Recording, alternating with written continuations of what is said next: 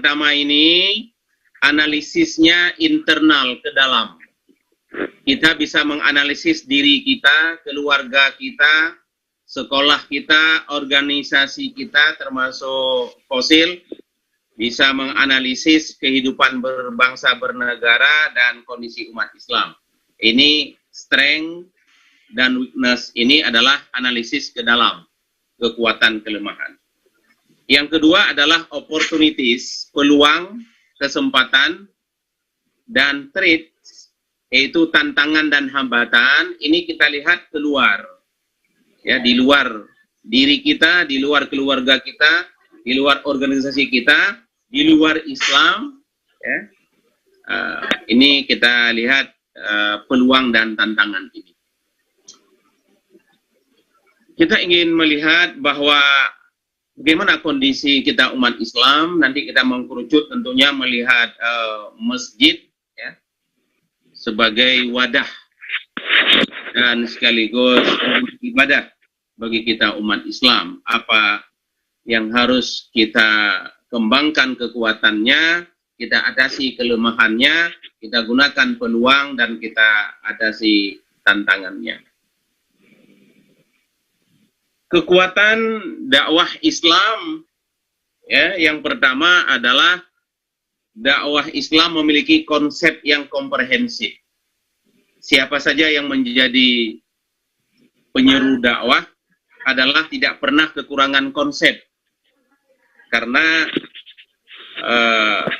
Al-Quran adalah kitab dakwah. Menurut Said Qutb dalam tafsirnya, Tafsir fi Dhilalil Quran, menyebutkan Al-Quran itu kitab dakwah. Jadi bagi para pendakwah, bagi da'i adalah telah memiliki konsep. Yang kedua, sejarah dakwah, kaya dengan konsep pengembangan dakwah di Indonesia. Jadi tidak kehilangan arah dalam dakwah kita. Ya, sejarah masa lalu, ya, sebelum kemerdekaan, kemudian masa Orde Baru, Orde Lama, kemudian era reformasi. Ini sejarah kemerdekaan kita, bagaimana posisi dakwah dan organisasi keagamaan, kita juga bisa melihatnya. Kemudian kekuatan yang ketiga adalah umat Islam merupakan penduduk mayoritas di Indonesia. Ini sensus 2010, posisi umat Islam 87%. Sensus 2020, saya belum tahu apa hasilnya. Ya, bagaimana kondisi umat Islam, apakah menurun atau bertahan atau meningkat. Ini kekuatan sisi jumlah. Tapi umat Islam tidak hanya menang dari sisi jumlah, kita inginkan menang dari sisi kualitas. Ya. Jangan sampai kita adalah dari sisi mayoritas, ini yang hari ini terjadi, namun peran kita adalah sangat rendah. Ini persoalan kita. Kemudian berikutnya adalah organisasi Islam, ya, cukup banyak. Yang tertua adalah Muhammadiyah, Nahdlatul Ulama, Muhammadiyah 2012, udah lebih 1 abad. Nahdlatul Ulama, yaitu 1926, Al-Wasiliyah 1930, Dewan Dakwah 1967, dan lain-lain cukup banyak. Ini sebuah kekuatan. Ya. Namun nanti kita lihat apa kelemahannya. Misalnya bisa berkumpul banyak orang seperti ini. Ya. Ini juga akan memberikan etos semangat. Walaupun sebahagian orang menganggap gerakan seperti ini sangat ditakuti. Ya. Kita harapkan dari kuantitas, dari jumlah, kita harus mengarah kepada kualitas dan peran. Ya. Bukan sebagai tamu di negeri sendiri, kita umat Islam. Ini peran masjid kita harapkan ke depan menjadi penting. Ya. Ini membangun sinergitas. Ya. Kemudian reuni kita lihat. Ya. Kemudian mulai disambut dengan membangun masjid sebagai pusat peradaban. Jadi setelah 212 ada semangat untuk memakmurkan masjid. Semangat itu kita rasakan sampai sekarang ini, terus kita pertahankan ke depan, yang nanti mungkin Pak Didik akan melihat ini sisi apa saja yang harus kita ke depan. Mempertahankan yang sudah ada ini, meningkatkan sehingga sholat subuh nanti sama dengan sholat Jumat. Ya, mana kita harapkan ke depan. Kita lihat penduduk Muslim di Indonesia sensus 2010 yaitu 207 juta, sekarang sudah 270 juta selama 10 tahun meningkat. 87% umat Islam, ya, atau 250 juta jiwa. Kemudian daerah-daerah yang mayoritas Muslim, kita lihat Provinsi Aceh 98%, Provinsi Jawa Barat 97%, Jawa Tengah 96%, Jawa Timur 96%, DKI 85%. Masa DKI Muslim 85% ingin dipimpin oleh yang di luar Islam. Lalu di mana kualitas umat Islam? Ya, alhamdulillah kemarin itu tidak berhasil, tapi ada orang yang sakit hati dengan itu. Sumatera Barat 97%, kita di Sumatera Utara umat Islam adalah 66%. Kota Medan 67,7%. Lalu apa kelemahan umat Islam, kelemahan dakwah kita hari ini? Pertama, rendahnya tingkat pendidikan SDM umat Islam. Nah, ini kita harapkan kegiatan dakwah kita harus bisa memotivasi umat agar mencintai pendidikan, melanjutkan pendidikan, dan ini atas edukasi kita harapkan dari para dai. Kemudian problem kita kurang kerjasama antar dai, antar organisasi dakwah, antar masjid selama ini. Maka lahir fosil sebenarnya antara lain ingin membangun, saling mengenalkan ya antar BKM masjid. Kemudian bisa saling kerjasama. Wa ta'awanu 'alal birri wa taqwa. Ini sesungguhnya maka diperlukan ini fosil di setiap kecamatan. Ya, jangan satu BKM kalian nggak saling kenal. Ini persoalan kita. Sehingga saling belajar antar BKM, bahkan ke depan saling membantu dalam berbagai hal. Kemudian berikutnya dakwah lebih berpusat di perkotaan, masalah kita saat ini. Alhamdulillah di Persetuan misalnya desa pun sudah ada fosil. Ya. Desa Bandar Setia sudah ada fosilnya, Pak Didi ya. Ini juga kan sesuatu yang mencerahkan. Kemudian potensi umat Islam belum dikelola dengan baik, ya, terutama masalah keuangan, termasuk sumber keuangan dakwah kita ini. Ya, sumber keuangan masjid masih kita andalkan dari infak sedekah. Maka gagasan untuk membangun ekonomi umat berbasis masjid, jangan sampai umat kita digarap oleh orang lain dapat untung. Inilah juga program kita ke depan nanti yang harus kita tingkatkan. Alhamdulillah, misalnya di Kecamatan Medan Denai ini sudah. Kita lihat sekarang angka partisipasi kasar perguruan tinggi.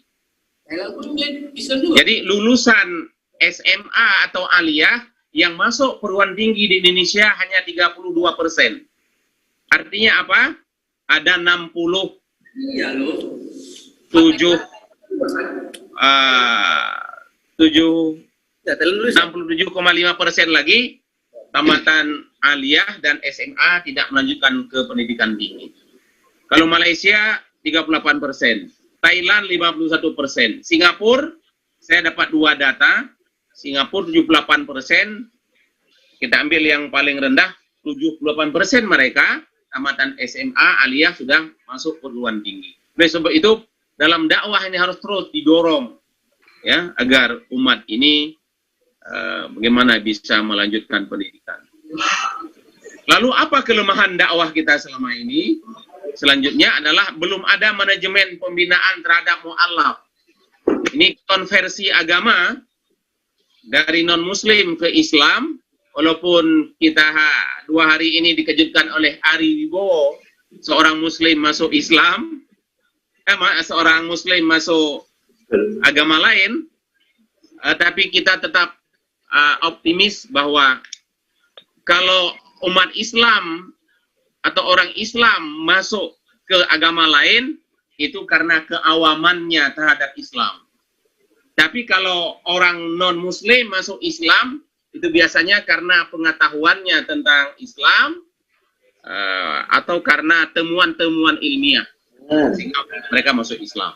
Kemudian yang ke-7 adalah materi dakwah kita selama ini, kelemahannya lebih ditekankan pada aspek ibadah, aspek ekonomi dan politik ya belum banyak dibincangkan. Ini menjadi perhatian kita ke depan. Melalui masjid harus mengedukasi umat untuk kepentingan ekonomi dan politik. Belum maksimal kerjasama, ya, kerjasama antar organisasi negara ASEAN dan Timur Tengah. Ini juga kelemahan kita umat Islam. Kemudian apa peluang dakwah? Peluang bagi umat Islam, yang pertama, sila pertama dari Pancasila adalah ketuhanan yang Maha Esa. Artinya apa? Negara kita bukan negara sekuler, tapi negara yang berketuhanan, mengakuinya Tuhan. Walaupun kemarin itu mau diperas menjadi Trisila dan Ekasila. Kemudian pasal 29 Undang-Undang Dasar 45 memberikan peluang beragama dan mengamalkan agama. Nah, sekarang ada problem kita ini. Apa problemnya? Orang yang taat beragama disebut mabuk agama. Nah, ini Ghazaul Fikri namanya, perang pemikiran. Ya, orang-orang yang taat beragama ini jadi sasaran, disebut radikal, disebut mabuk beragama. Yang padahal kita lihat yang sering mabuk adalah orang yang punya kekuasaan. Karena mabuk dia, maka dia korupsi dan lain-lain ya, mabuk kekuasaan. Nah, beragama itu adalah fitrah manusia. Dia bukan obat untuk mabuk, ya. Tapi ini dituduh, ini Ghazul Fikri namanya. Kemudian penggunaan teknologi ya untuk kepentingan dakwah, new media, media sosial, ini juga harus kita manfaatkan. Minat luar Islam untuk mendalami ajaran Islam ini meningkat. Kemudian peluang untuk kerjasama ya, yang harus kita tingkatkan ke depan.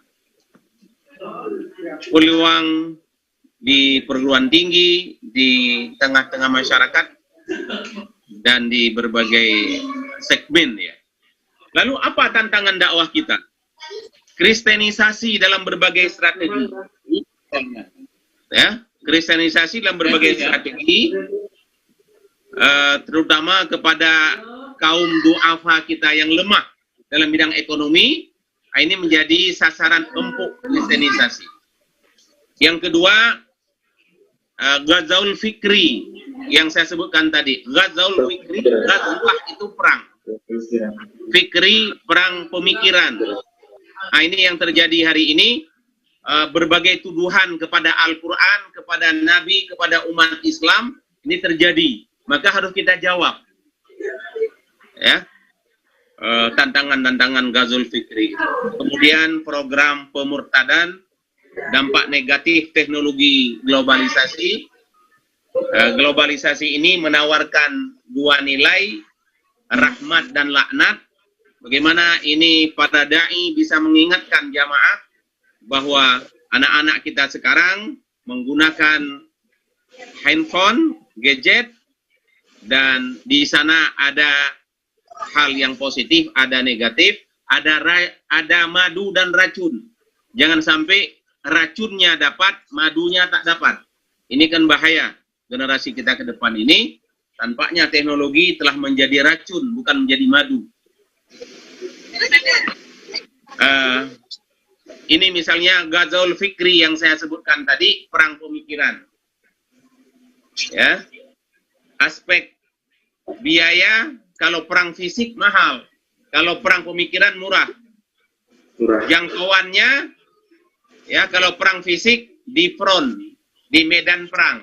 Tapi kalau Ghazwaul Fikri ini sampai ke rumah kita, melalui televisi, melalui media. Objek perang fisik ya dirasakan, ya. Tapi kalau perang pemikiran tidak dirasakan. Kemudian dampak, kalau perang fisik mengadakan perlawanan biasanya. Tapi kalau perang pikiran kadang-kadang bisa jadi idola. Ya. Kemudian aspek persenjataan, kalau perang fisik pakai senjata berat. Tapi kalau Ghazwaul Fikri ini sekarang pakai slogan teori iklan. Nah, ini persoalan yang kita hadapi. Ya. Jadi apa yang harus kita lakukan ke depan? Perlu kita wujudkan peta, map dakwah kita. Apa itu map peta dakwah? Penggambaran tentang kondisi umat Islam secara holistik. Misalnya Masjid Al-Ikhlas Madiun Sentosa sudah punya blanko yang bisa diisi oleh jamaah, sehingga kita tahu jamaah, kita buat pemetaan jamaah, ya, agar kita bisa merencanakan masjid, menyerahkan dakwah, pengembangan masyarakat ke depan. Kemudian dimulai dari peta masjid, kampung, desa, kecamatan, kabupaten, provinsi, negara, bahkan peta dunia kita ingin punya. Ya. Lalu membuat perencanaan, planning dakwah secara baik, ya, ke depan. Di setiap masjid jangan lagi pengajian umum, ya, pengajian umum, tapi kita inginkan pengajiannya kalau setiap Ahad pagi sudah tersilabus dengan baik. Ya, selama ini kelemahan dakwah kita kan tidak tersilabus, bahkan bisa overlapping, termasuk di bulan Ramadan. Ya, ke depan harus tersilabus dengan baik sehingga tuntas pembahasan berbagai hal. Oleh sebab itu perlu kita bangun moto dakwah ke depan. Dakwah di mana saja. Ya, dakwah tidak hanya di masjid, tapi di luar masjid. Kapan saja waktunya. Oleh siapa saja. Dan dengan media apa saja. Ya. Jadi dakwah tidak lagi hanya mengandalkan podium. Tapi di mana saja, kapan saja, oleh siapa saja. Semua muslim adalah pelaku dakwah. Sesuai kemampuannya. Sesuai dengan profesinya, dukungannya. Insya Allah Islam akan menguasai dunia. Dan kita harapkan nanti Indonesia presidennya seperti Erdogan. Hafal Al-Quran dan memiliki komitmen kepada Islam. Mari kita coba terus jadikan masjid sebagai basis dalam membangun umat ini. Sebagai pengantar saya pikir demikian. Terima kasih, saya kembalikan. Assalamualaikum warahmatullahi wabarakatuh. Waalaikumsalam warahmatullahi wabarakatuh. Alhamdulillah. Terima kasih Pak Prof. Abdullah Jamil yang telah banyak memberikan gambaran umum kondisi saat ini, peluang dan tantangan dakwah ke depannya seperti apa. Tentunya kita semua sebagai pengurus masjid dapat melihat dari materi yang barusan, apa nantinya langkah-langkah ke depan, khususnya fosil ke depan seperti apa. Kita pengurus masjid dalam wadah fosil akan bersinergi untuk menghadapi tantangan ke depan. Selanjutnya kita akan mintakan kepada Profesor Didik Santoso untuk lebih spesifik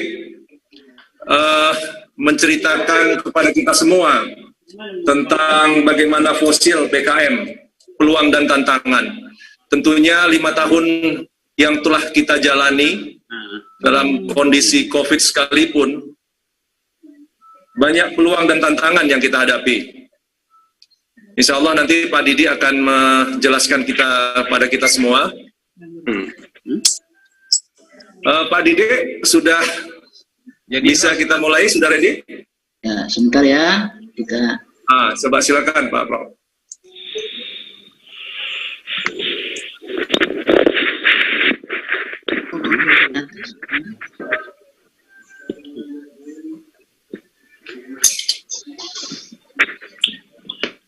Alhamdulillah sudah bergabung sekitar 30 partisipan sampai dengan saat ini. Semoga nanti bisa bertambah dan bisa bertahan. Dan sebagai informasi, malam ini di Kecamatan Fosil Medan Denai itu ada rapat Fosil Medan Denai. Jadi sebagian dari pengurus itu tidak dapat berhadir di webinar kita malam ini.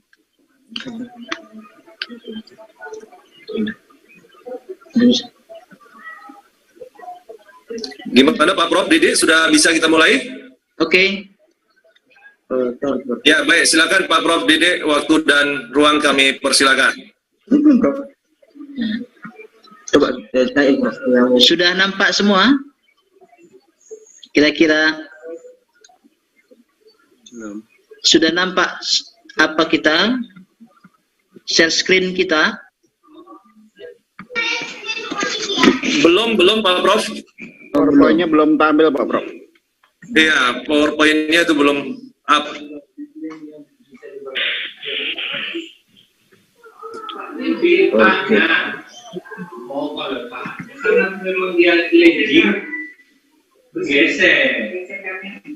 Prof.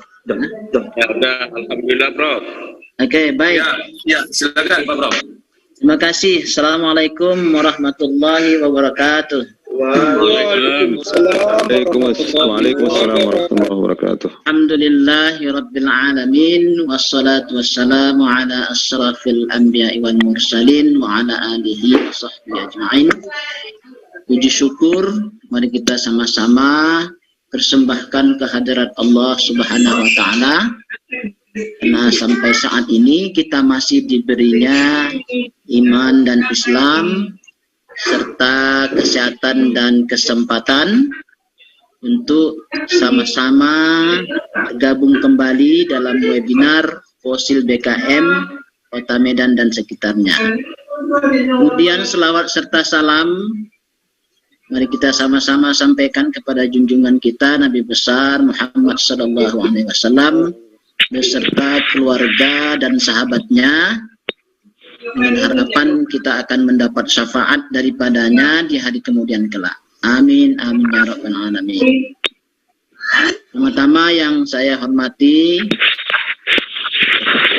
Ketua Fosil BKM Kota Medan dan sekitarnya, Pak Profesor Dr. Abdullah MSI, kemudian para pengurus Fosil BKM Kota Medan, kemudian tuan-tuan guru, para ulama, para cendekiawan, kemudian para ustadz dan para aktivis masjid yang bergabung bersama kita hari ini. Saya akan coba menyampaikan dua saja yang diminta ke saya. Pertama adalah tentang peluang fosil BKM. Yang kedua adalah tantangan. Barangkali nanti kita akan memberi masukan yang lebih banyak, baik tentang peluang maupun tantangan yang mungkin tidak terpikirkan oleh saya, tapi terpikirkan oleh kita yang sedang melaksanakan webinar ini, sehingga akan memperkaya diskusi kita pada malam yang berbahagia ini. Ditutupnya itu ya. Pertama, bahwa di tengah modernitas global, Fosil BKM hadir menjadi sebuah wadah silaturahim antar masjid. Jadi lewat wadah ini kita bisa saling mengenal, itu dulu yang pertama. Kemudian bertukar pikiran, kemudian akhirnya nanti saling membantu dan kerjasama.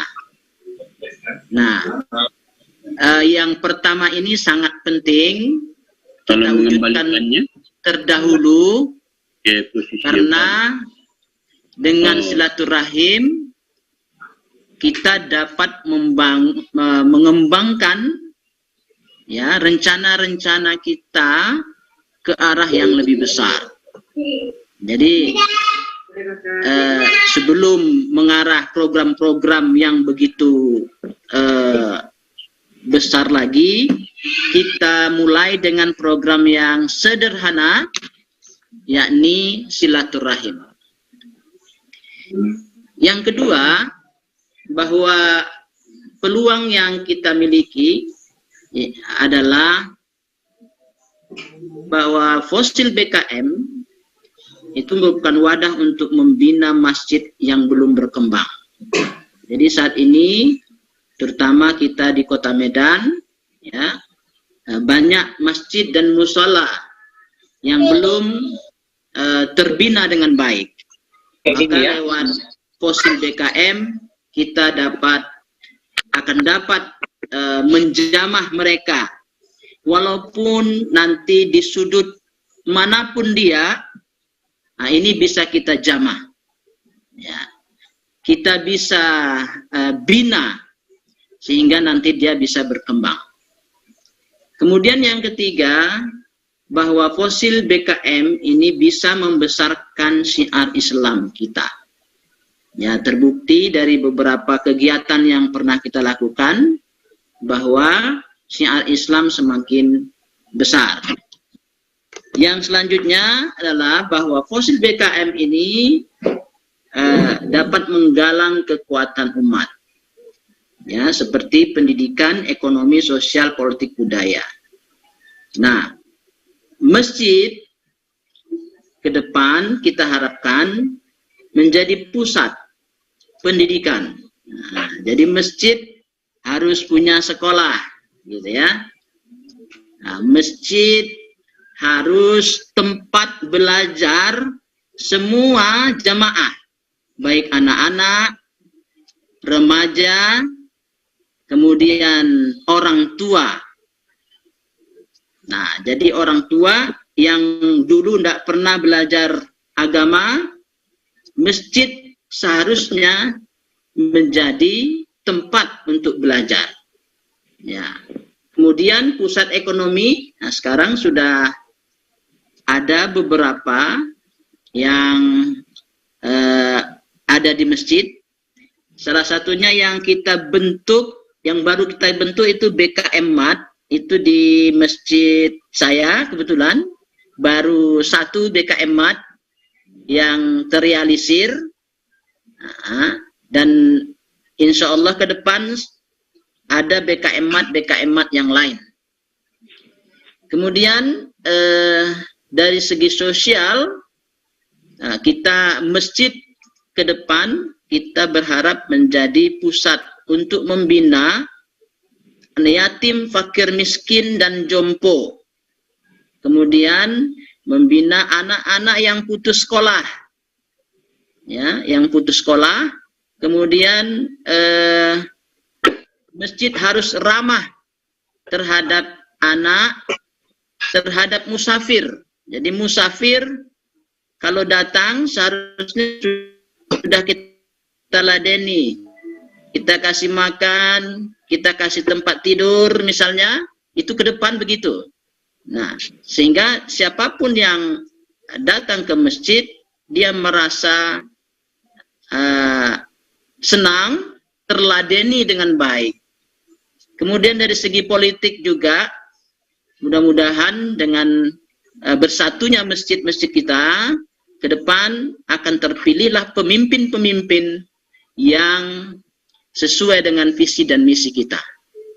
Dan kemudian budaya, kita harapkan masjid menjadi pusat membangun peradaban. Kemudian yang kelima, bahwa fosil BKM dapat menghempang pengaruh negatif dari modernitas, baik lokal maupun global.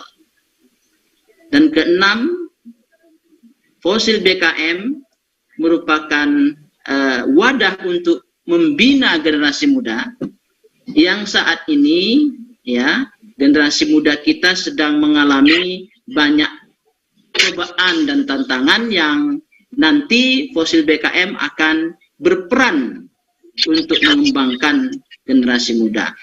Artinya ke depan ini kita berharap bahwa pengurus-pengurus BKM anak muda yang tua. Jadi pelaksana lapangan itu kita kasihkan kepada anak muda. Manajernya itu anak muda. Pelaksana lapangan anak muda. Tidak lagi orang-orang tua. Orang tua ini sudah tenaganya sudah sangat terbatas. Waktunya juga sangat sedikit. Sehingga ruang gerak kepengurusan di BKM itu sering tersendat. Kemudian yang selanjutnya, nah ini kita harapkan puncaknya nanti bahwa masjid atau fosil BKM dapat membangun peradaban di masjid-masjid. Itulah kira-kira peluang yang kita miliki selaku wadah yang disebut dengan fosil BKM. Nah, lalu untuk mendapatkan peluang itu tentu kita memiliki beberapa tantangan. Antara lain, pertama, kita memiliki semangat tinggi membesarkan fosil, belum seiring dengan actionnya. Semangat tinggi itu belum sejalan dengan action kita, terutama pengurus fosil sendiri. Kemudian yang kedua, pengelolaan fosil BKM masih dilakukan sambilan, belum ditangani secara profesional. Nah, kenapa? Anak-anak muda belum terlibat di sini, sehingga fokusnya belum begitu tinggi. Kemudian selanjutnya, perangkat dan aset yang kita miliki masih terbatas. Kemudian visi dan misi fosil belum dipahami, dan bahkan ada masjid yang belum mengetahuinya dan belum mengenal fosil BKM itu sendiri. Jadi perlu sosialisasi yang lebih gencar menerima fosil BKM. Ada juga yang tidak menerima. Ini satu fenomena yang agak spesifik ini. Kenapa ini terjadi demikian? Kemudian yang keenam, belum semua kecamatan membentuk fosil BKM. Yang baru terbentuk adalah Percut Situan, Medan Polonia, Medan Selayang, Medan Denai, dan Medan Area. Sedangkan untuk tingkat desa, baru desa Bandar Setia yang ada di kecamatan Percut Situan. Kemudian yang ketujuh, fosil BKM belum membina secara intens masjid koordinator kecamatan dan masjid koordinator kelurahan atau desa. Idealnya, fosil BKM Kota Medan itu harus intens membina masjid koordinator. Nanti masjid koordinator akan membina masjid koordinator tingkat desa. Nah, karena kita masih baru, maka alhamdulillah kita sudah memulai tetap bergerak secara bertahap tapi pasti begitu. Kemudian BKM masih menyelesaikan sebahagian kecil masalah masjid. Banyak sekali masalah masjid yang belum kita jamah, belum kita tangani secara serius. Bagaimana supaya masjid itu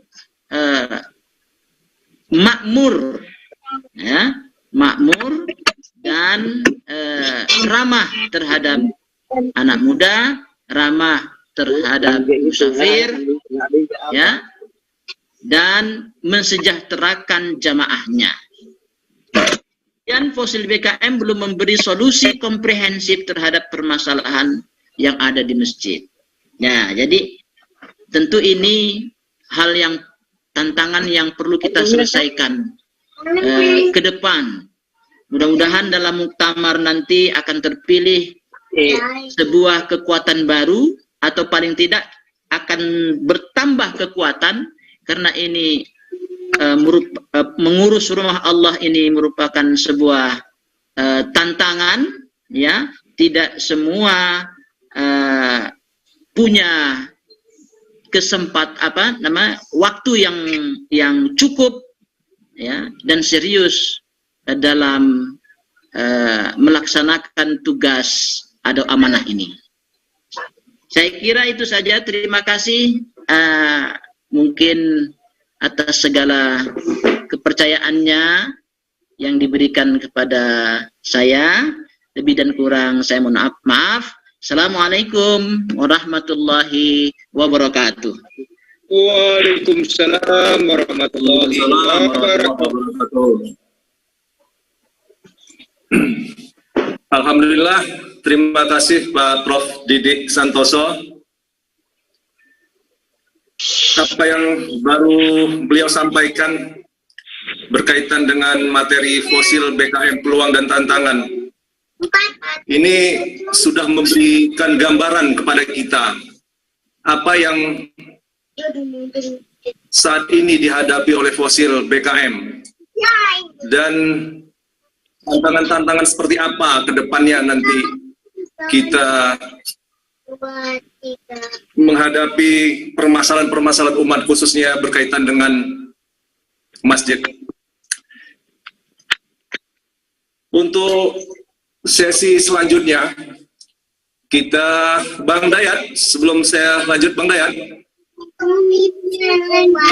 live streaming kita saya rasa sudah bisa diakhiri ya. Ini kita sekarang lebih fokus kepada diskusi. Ya, terima kasih Bang Dayat.